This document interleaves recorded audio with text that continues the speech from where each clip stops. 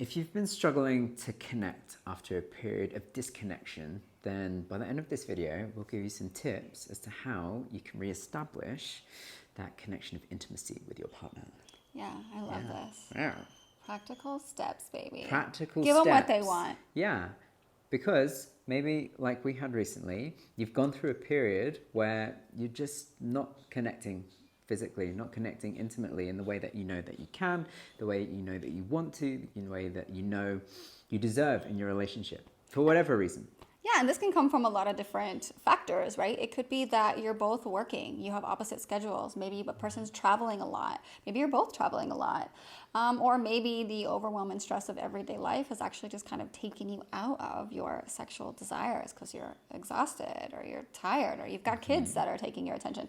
There's so many different factors that can go into why you may feel disconnected. And we're here to say that regardless of what those external circumstances are, there's things available that you can do to help reignite that connection. So that way, when you do connect, you're not disappointed because it didn't meet your expectations.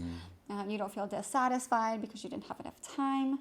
You're actually working on something that's incredible for that, the Intimacy Rituals Workbook. Yes. Coming soon. Coming soon.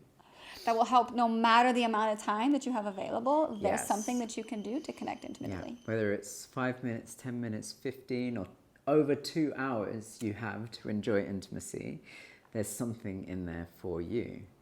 And that's really an important part, right? Because likelihood is, at the start of your relationship, the intimacy was off the charts. Yeah, you're in that period of yumminess, of all of the hormones flying around. Honeymooning, baby. Honeymooning hard. And you deserve to get back to that because you know it's available for you. And perhaps this frustration at not being able to connect in that way that you know you're able to. Yep. And so making the time, but also having the language, for me that's really important, of being able to establish that connection once again. Yeah, of course. One of the things that I love that serves us very well is doing our check-ins. Of course, we are like such promoters of check-ins, daily check-ins, but also before dropping into intimate space. So Yes. each person gets a clear understanding and perspective of where the other is at, what they're bringing into the intimate experience. And we find that that serves so well because it gives us a baseline and a foundation for where our intimate experience is starting. Again, it comes back to having no expectations around what intimate space should look like. Because even as we say that word should, I can feel y'all, some of y'all out there just being like, oh, that creates pressure. And like, I don't know if I'm down for that right now. So how do we communicate that in union to our partner in a way that's seen, heard, understood, and also empathized with? Yeah. Don't should all over your partner, okay? Don't should, baby. I hate when you Don't should on all me. over me. I hate when you do Don't that. shit on me. Okay, so guys, this is hopefully going to be really important for you in the way that it was for me. It is not our responsibility, but that it is our privilege to get to hold space. And if you've gone through a period of disconnection, like we did, there's an invitation to actually raise that and express that and do it in a way that doesn't feel threatening or doesn't feel like it's creating any emotional disharmony, but in a way that invites being able to reconnect. You do this really well, and I'm curious if you would give them a great example. I feel like this will serve y'all. He's so good at this. Okay, so these are the words. These are the words to use. Role play. Here we go. Role play. Hi. Hello. So I've noticed that we're going through a period of disconnection, and there are reasons for that, I know. And firstly, I wanted to apologize for my role in that. I've not been holding up my end of the bargain of coming to you, expressing my desires, expressing how I want to connect, and I've been challenged in that way recently. So firstly, I wanted to express that. I have a desire for us to connect intimately, and I know that time can be a constraint for us. So I would love if we could make time for us to connect intimately, to have a few hours where we can turn our phones off, we can disconnect from the world and reconnect to one another in the way that I know we enjoy, that we desire, and that we deserve.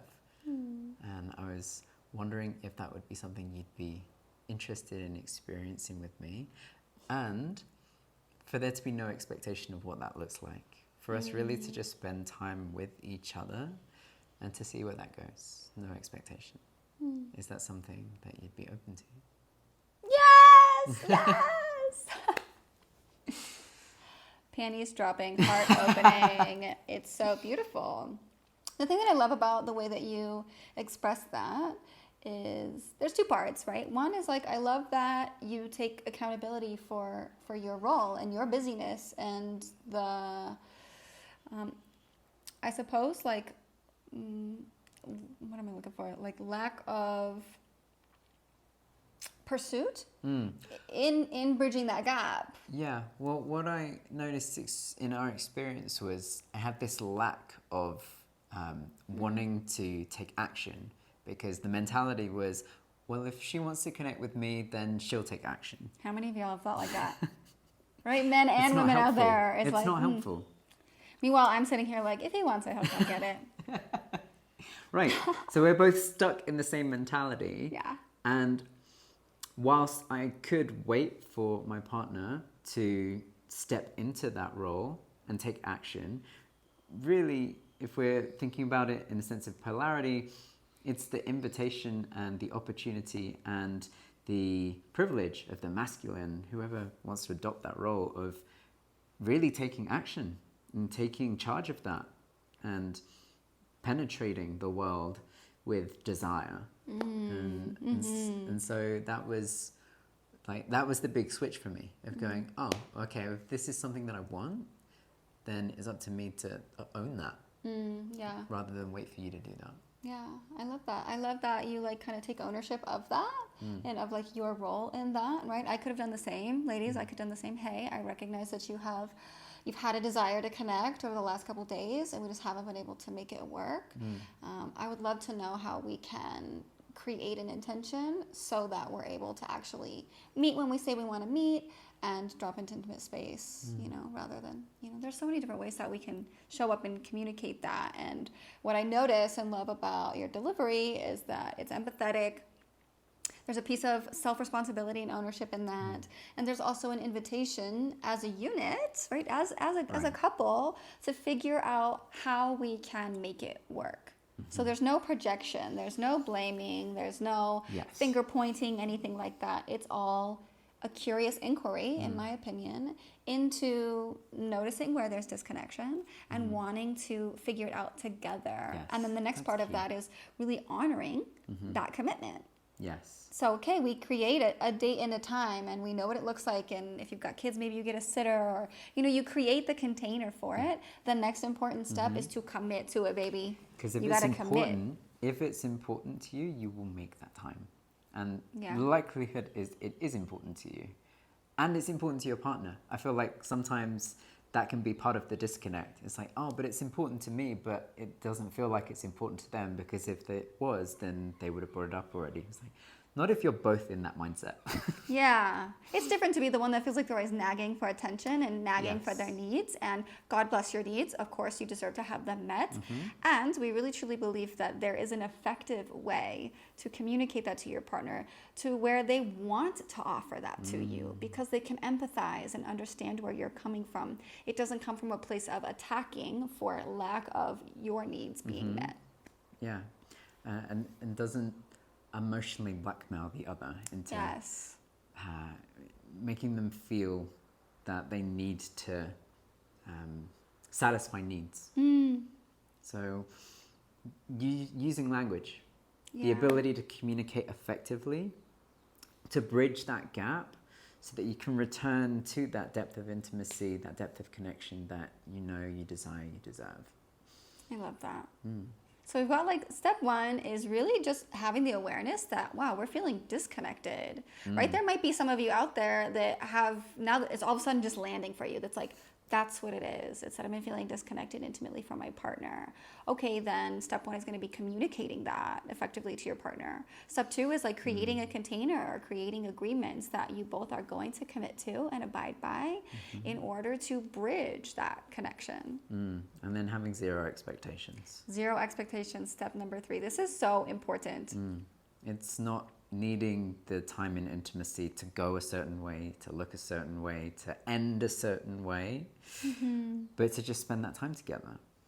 It's important because it creates a non-pressure space. No pressure for how long it takes the body to open, ladies. No pressure for the amount of time and energy we get to spend together. No phones, no time limits, just the ability to be present with what is alive, which part of that will be the fact that you're feeling disconnected. Yeah, and taking the time to explore that as a unit. Yeah, what is the journey back to intimacy? This is something that we explored in one of our afterglows, after intimate exchange, because we were exploring this, just thinking out loud around, wow, what is that journey when it's been a week or 2 weeks or longer that we've intimately connected? This means beyond physical. This also means emotional, because we know firsthand we're busy entrepreneurs with our own businesses. Sex.Prayers takes a lot of time. It can be so easy to just like get into work mode and just allow that to consume, and then we're too tired for intimate connection, and we make excuses for why other things are more important. When really, if you can pause and take a step back and go, okay, how can this be both and? Right, because it's not that it's not important, it's just, this stuff is, but if this cup isn't filled, eventually it impacts the ability to nourish this one too. Like the inability to connect as a unit, as a couple, then spills over into how effectively able to put time into work, put time into other areas of your life. Because your connection is nourishing. And to take the time to honor that will feed the rest of your life. Yeah, it will ripple out into other areas where you have all these other relationships as well. So recognizing that taking this time out isn't actually taking time away from one thing, it's adding time and adding value into your life in other ways, which will naturally support you in thinking creatively, helping you get out of ruts. Feeling energized. Nurturing other relationships in your life, right? So when we nurture all these pockets of ourselves, of our needs and our desires in one relationship, it will naturally ripple out to others. The reframe is, rather than thinking it's taking time away from your other endeavors, see how it's adding to it. Adding value to your life, adding value to your day, adding value to your perspective. Yeah, it's really beautiful. So we will have the intimacy rituals workbook coming soon. Coming so soon. Yeah.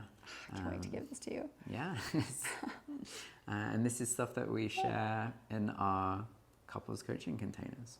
So we're so excited to be introducing Alchemy of Intimacy, where you can come on a 3-month journey with us as your intimacy mentors into how to cultivate intimacy within yourself now that you are in relationship. Yeah, we know how that's couples development, intimacy with each other, and then actually alchemizing that, transforming your relationship into something that is deeper emotionally, mentally, physically, and spiritually. We can't forget spirit. No, don't forget that spirit.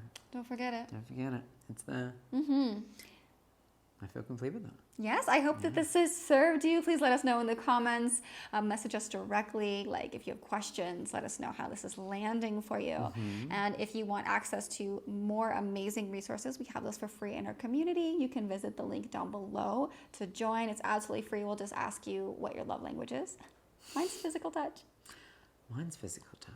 That's why this works so well. Yes. We look forward to welcoming you into the community, and we can't wait to see you soon. Yeah. Bye, guys.